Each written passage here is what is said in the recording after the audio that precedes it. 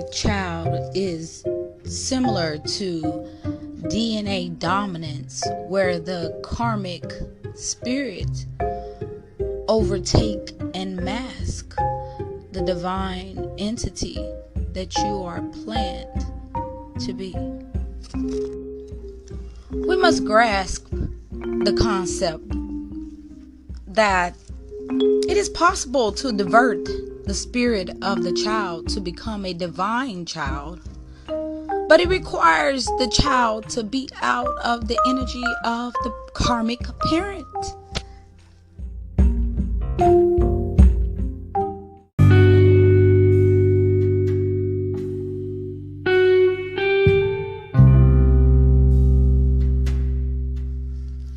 Now let's do a recap on a divine versus a karmic. A divine individual has insight, has truth, has love, has willpower, has pleasure, and knows survival. And let's go over what a karmic is again. A karmic has ego attachments. Illusions are a thing of them. Lies, grief, shame, guilt, and fear. When we think of these characters of these two different entities or two different individuals, a karmic child has those characters.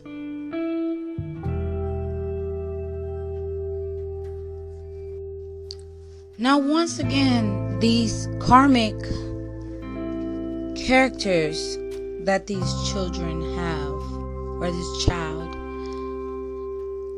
it comes from one or both of the parents.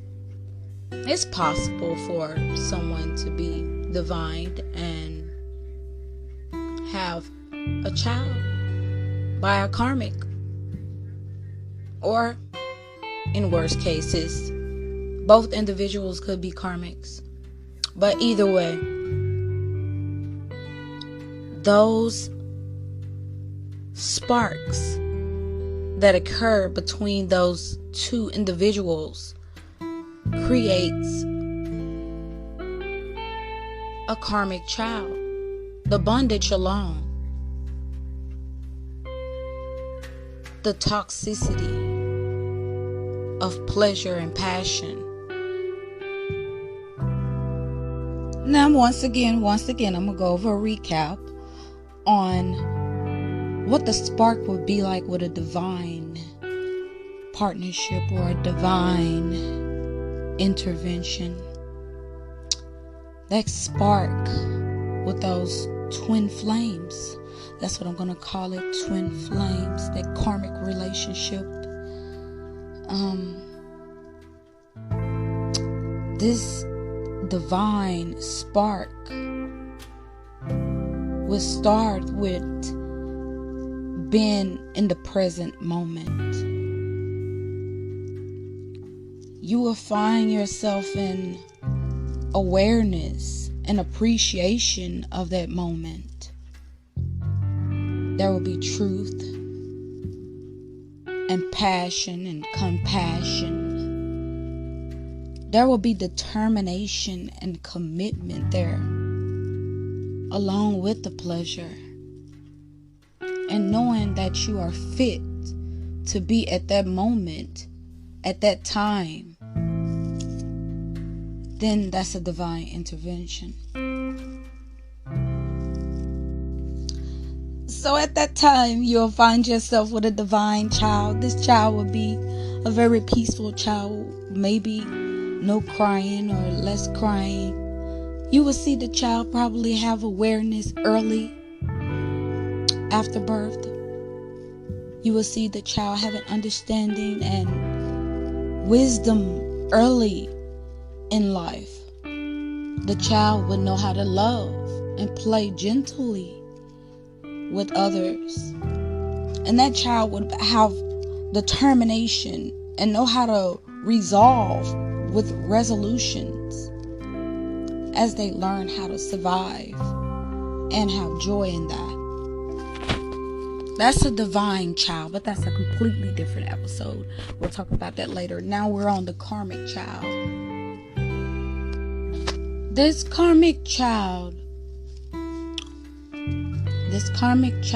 would be very emotional. It would depend on objects. It would depend on people. It would depend on you to direct it through different situations. The child would have high expectations.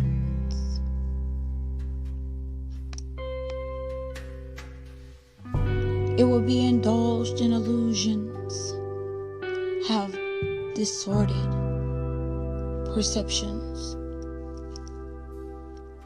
It will learn at an early age how to deceive others, how to deceive things. You will see this karmic child will be a long storyteller. They may exaggerate things a lot. They'll have disordered senses, their mind, their things. This will be a very sad child. It will have public shame and be embarrassed of different things, humiliated and regret. You will find this karmic child getting in trouble a lot. This karmic child may annoy others and is a hassle.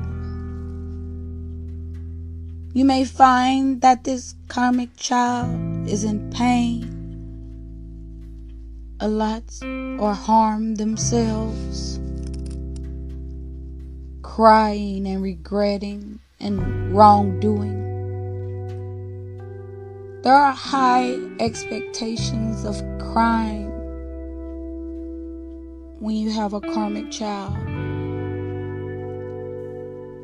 They'll be delinquent on bills, delinquent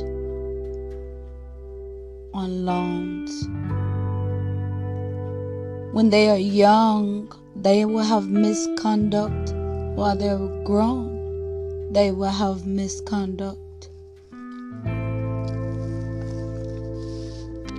You will find that this karmic child is not argumentative. They're humble and seem to submit to others easily. The child will become a follower, will belittle other children, belittle other people. This child will shake in terror. When they are alarmed, they will become panicked. That's how you know that they are a karmic child. They're very nervous, suspicious, twitches, has phobias and nightmares. They always feel like something bad would happen. That's how you know you have a karmic child. Afflictions,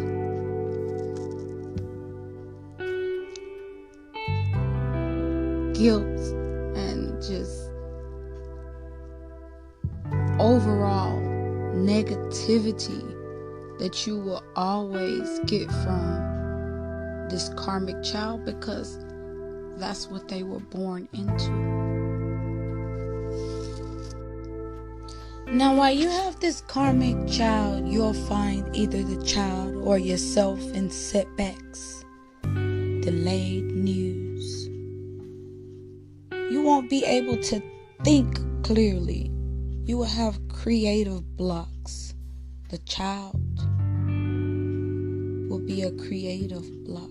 The child may even have creative blocks. You will find this child find interest in things, but they do not continue it or don't want to do it. They may only want to do it for money, fame, or rewards.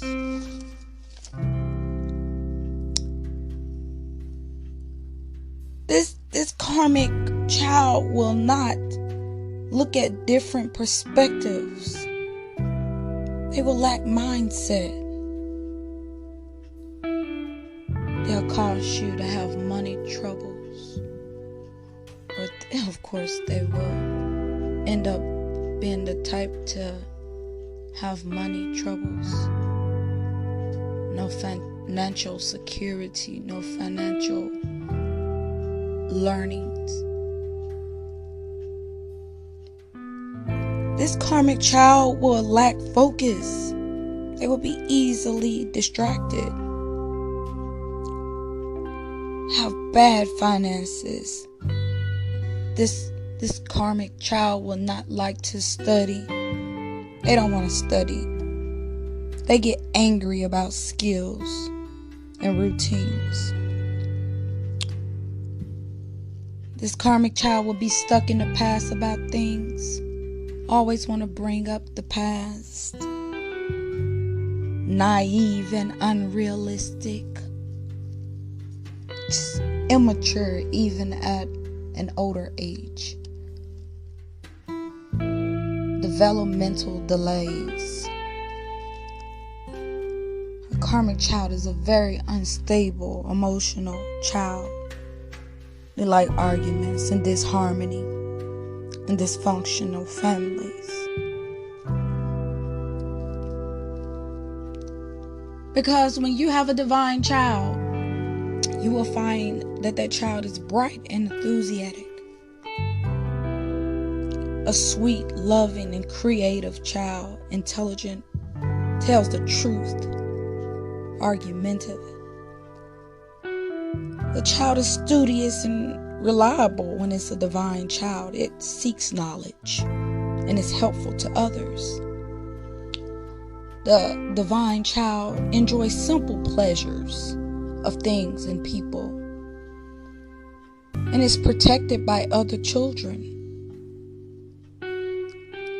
A divine child is happy, it dances, pets animals.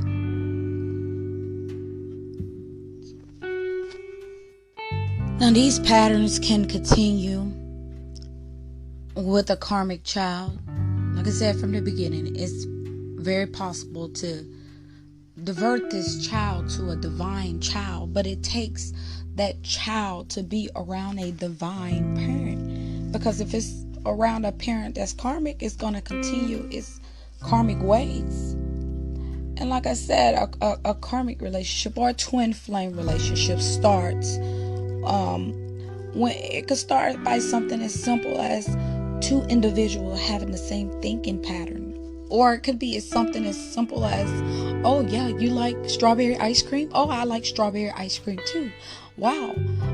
A connection, a spark there. And that's how twin flame relationships begin. It could be the behavior that someone like, the attitude that someone like, or someone having the same mirrored attitude or same belief system would start a twin flame journey or a twin flame relationship. But that does not mean that two individuals are divine. I've explained at the beginning the difference between a divine and a karmic. So, like I said, that even though you two like strawberry ice cream together, don't mean that you're divine. You know, divine has certain characteristics and karmic has certain characteristics. So, in order to create a divine child, two individuals during that spark must be in divine purpose. The energy of a divine individual during that time of pleasure and passion, like I said, during that spark, while making that child. Because while in the other energy of a karmic, nothing develops and is created but a karmic child. So here's the big question. Is the person that we have children with our soulmates? Absolutely, of course. You have multiple soulmates. Throughout your lifetime, you may have multiple soulmates. That does not mean that you are able to have children with each one of your soulmates. Let's go back to the belief system, and mine is that each individual spirit and entity and soul divines itself towards the family that they chooses to be with during their life journey, to hold out or uphold their karmic duties that they didn't complete from their previous lifetime. And these soulmates come in different forms. You can have a soulmate that's a cashier. A soulmate could be a family member. Anybody can be a soulmate. They're meant to be on your life journey.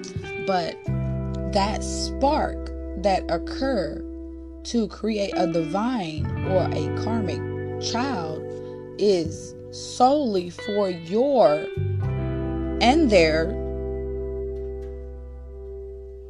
karmic purpose. You know, I mean, with good karma or bad karma. And if you have a divine child, of course you're going to have good karma. But if you end up having a karmic child, more than likely that child could be a part of your bad karma. You have to use your intuition, your perception, your awareness, your judgment to determine which side of the fence this child fit as a character. But just know that the purpose of you being with either a karmic or divine soulmate is to support your ascension.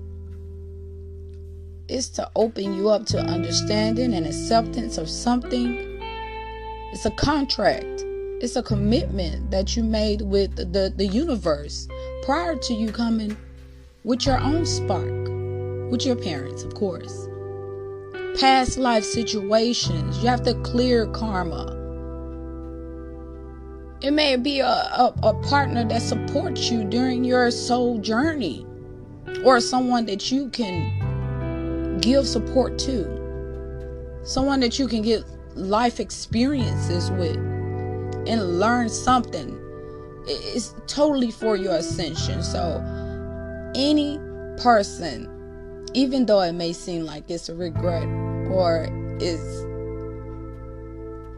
a great thing, it's supposed to occur that way.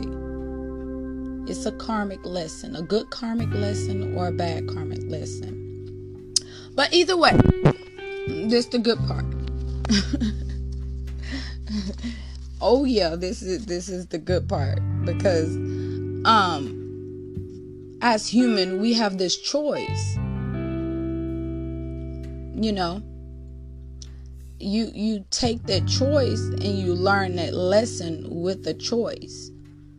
You have to determine prior to choosing these choices, though, with good judgment, am I making a good choice, or I'm making a choice that's gonna eventually have to repeat itself in some kind of other lesson or a repeated lesson. We have to use our intuition to know that.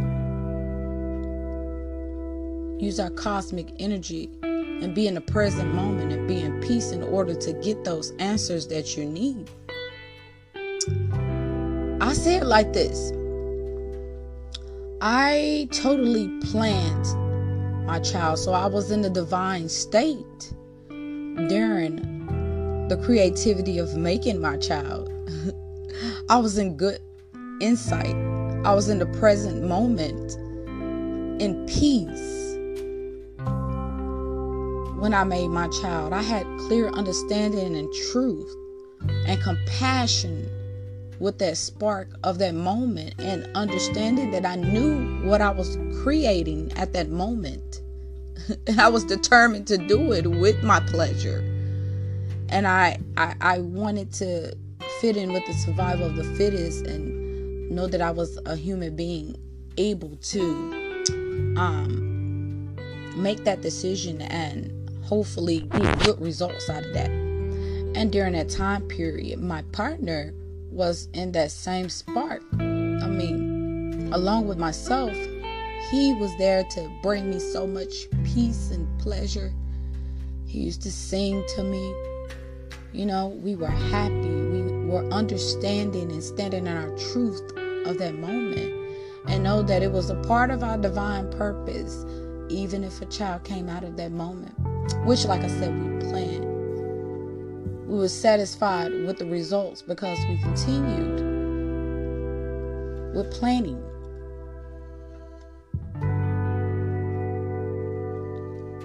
I even joked to him before the child born. I was like, you know what you gotta do. He was like, oh man, you already saying, and the baby ain't even 2 good weeks in your stomach yet. Yes. Like, at the beginning, you plan those things and you come to clear understanding of what you expect out of a situation, and put that indulgence and judgment out there so you will come to an understanding with that partner. So you don't be on the karmic side of, ego attachment, illusions, and lies, and grief from something two people didn't come to clear understanding about. That's what leads to detachments or karmic family attributes that falls down from family to family. Yeah, these people that are karmic, they sit around and wonder what other people may think about a situation. They wonder, are the next person a fit for their karmic or belief system that they are already going through? Do they have the behavior or attitude that is accepted by this family group that is, or higher fund that is already there? And that's what leads to karmic detachments when it comes to these soulmate connections. There's no union there after that point. So like I said, it starts with the spark, the Ace of Wands upright. The spark is that talent, that good news of fertility, that good feeling that a person have. The feeling that I want to be beside you, I want to count on you. That's the Ace of Wands. But when that Ace of Wands is in reverse, someone is trying to stop something. There's no spark or anything no more when it comes to this child initiation of getting pregnant or after the sexual encounters. At that point, this karmic or toxic soulmate connection or twin flame connection, one of the individuals are saying, I just can't do this on my own, or I'm in poverty, or I'm incapable of doing this, when there's no agreement set between two different individuals to come to a divine union about a child, which leads to this child becoming a karmic child, and along with the child not having those positive attributes about them, there's the negativity along with the parents of the child, and the child alone having his own issues. Child support come in, where there have to be mediation on the agreement of support. So we ask, was there mental support at the beginning of the pregnancy during the spark? if someone tried to stop something, right? You're 2 weeks after you find out you're pregnant, you get someone to try to stop something. Someone say something like, get an abortion. Someone's trying to stop something. So at that point, it's a karmic child that you have developed. It's a karmic relationship. That's a karmic child. One person is not in agreement with raising that child together. So did you ask the question, do I know this person's personal belief system already? Do I know this person's background? Do I know this person's legacy? And if there's a disagreement of the belief systems, there's no compromise in any way. So at that point, the woman, we carry the child. Do we agree to abortion or do we agree to adoption? There's two different choices. At the beginning of the spark, you have those choices. So, you agreed that you don't need the partnership to raise the child because you've already come to a disagreement that you have two different belief systems. So, what would you do about the child? One person don't want the child. And I see this happen differently with different genders too, where one person is on child support as a male or a female. So gender, but I'm talking about the beginning, at the spark. At that point, when this karmic female, because I'm going to call it karmic because at the beginning, you don't keep a female. You don't keep a child for a relationship if you have two different belief systems. If you believe that I shouldn't eat cheese on my sandwich and I believe in eating cheese on my sandwich, then what you gonna do? Give the kid half of a sandwich with cheese or without cheese? No. A divine intervention, a divine union is two individuals. Let me explain this. Two individuals that have empathy with each other, that are calm, respect each other, and there's balance with each other. There's agreements and shared goals. That's your best friend. Y'all trust each other. You challenge each other. You help each other grow to become your best, and you become your best yourself. This divine union is when someone compromises and understand each other. You each other's biggest fan and you feel each other's pain and there's chemistry there and you can count on each other to be secure.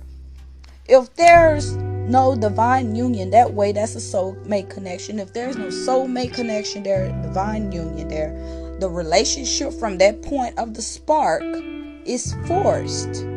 That's forced parenthood. So all the male can do is say, are you going to get the child aborted or are you going to get it adopted? Because, I don't want to be a parent. I don't want to be a parent with you. I don't want to be in a soulmate connection with you because I don't want to raise my child with half of a sandwich with cheese and, not cheese because we don't know how to compromise. So from that point, is this relationship going to be forced? Because that's what child support is forcing a union, with a child, forcing support. Because if I'm a lady with dignity or a woman with dignity, and at the beginning of that spark, I can't tell a man, well, you still gonna be a father. You gonna be it whether you want to or not. That's nuts. That's insane. You can't make someone be something they don't want to be. That's insane. You can request it. You can hope for it. And you know where hopes go, don't you? It shines. You can pray for it. Keep on healing for it. But hopes don't get that far. Who am I forcing in my child's life? What am I forcing? Who was this person prior to me meeting this person? Who was this person during a kid? What is this person's mind frame? How does this person think? What do this person do that I do not know about? Okay, from that choice, you determine, do I want to keep the karmic child? Work my way to make this child divine? Or do I, like a nasty piece of candy, I put the candy in my mouth. It's a nasty piece of candy. I know it's my worst candy. I don't like it. And I put this in my mouth and I find a reason on why I should let this candy go. Why should I spit this candy out? Why should I let it go? Why am I drawn to it? Why can't I bounce back and be strong and independent after this? What made me happy? Who can be there? Can I repeat this with someone else? You have to think of those things when you are making and creating a child, because it's a creation. It's your own creation.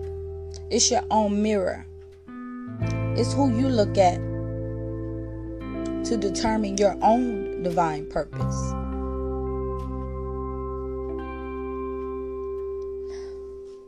An emperor is going to be a ruler. He's going to show authority. He's going to be there. He's going to be your peace and make you calm in the presence. If he's an emperor and he wants to be that spark in a child's life, that's how you know you got a divine child. But when that emperor is in reverse, from the beginning, that man is going to be like, deuces, like, bye. Like, I don't want no kid by you. I don't want to have a family with you. I don't want to get to know you personally in order to reflect off of you to know even my purpose with you. So you know you with a karmic. There's consequences to, the things you do. And an empress, she's going to be nurturing. She's going to be a ruler.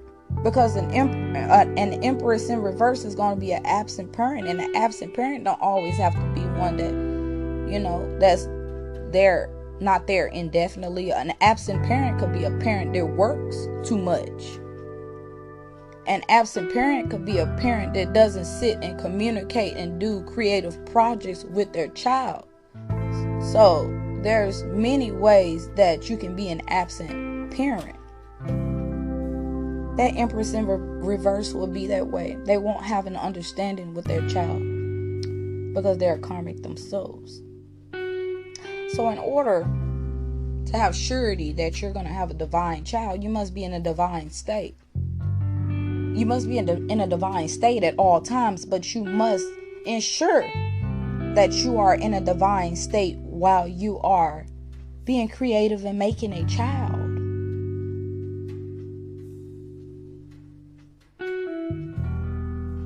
Because if you're not, there will be coldness.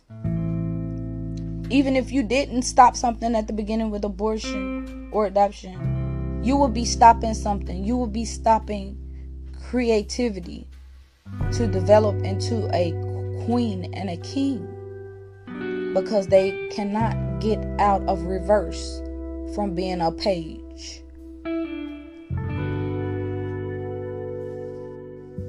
This is Guru Divine Reader. I'm Guru Tree, and that's my message. Bye for now. Press the bell icon on the YouTube app and never miss another update.